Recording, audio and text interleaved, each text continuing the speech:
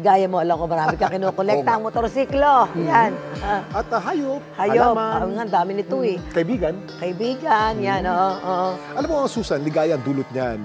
Para sa iba. Pero Susan, ligaya pa rin kaya ang mararamdaman kung makikita mong nakadisplay mga bungo, duguan ng mga gamit, mga maskarang nakakatakot. Ayun, ay. Ayayay. Takot, diba? Ano kaya yung pakiramdam? Bakit yun? Ano? Malalaman natin.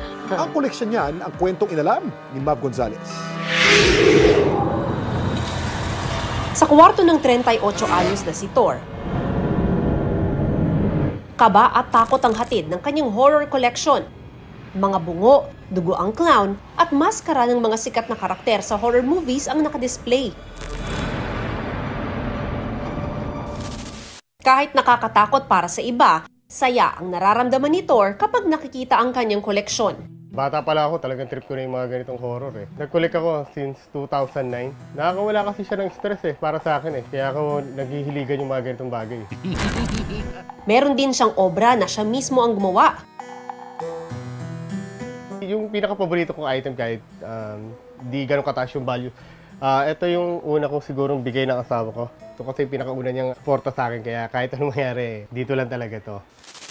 May koleksyon din si Thor ng mga Japanese mask. Dapat alam mo na ginagamit ito sa Japanese theater at hango ang disenyo ng mga maskara sa mito ng mga Hapon.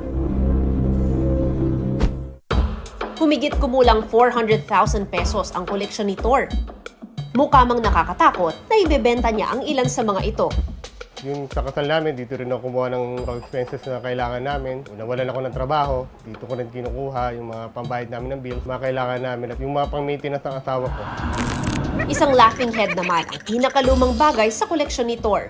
1973 siya na nakuha. So may markings talaga siya, kaya masasabi kong luma na talaga siya. Madalas sinasabi na pinamamahayan ng mga hindi nakikitang nilalang ang mga second-hand o lumang bagay. Nung lumang panahon, na-attract siguro itong mga elementals na to dun sa item. For the longest time, dun sila namalagi. As long as ito ay hindi nakaka-interfere sa normal functioning natin, ito ay normal naman. Kung ito ay ginagamit na niya negatively, dito napapasok yung sasabihin natin may mali somewhere. May ilang di maipaliwanag na karanasan din si Thor sa kwarto ng kanyang horror collection. Katulad ng relative ni Commander. Minsan, malalaman nila, akala nila may tao dito, may mga yabag ng tao. Minsan, may mga nagpaparamdam. Kaya walang minsan natutulog talaga dito. Inaano ko na siya ng holy water bago ipasok dito sa bahay. Para hindi makahatak ng negative energy ang mga koleksyon, may dagdag na payo rin ang paranormal expert na si Henson. May mga nag-resort to using sage. Ang sage ay paniniwala, it's a natural ingredient na it has cleansing purposes.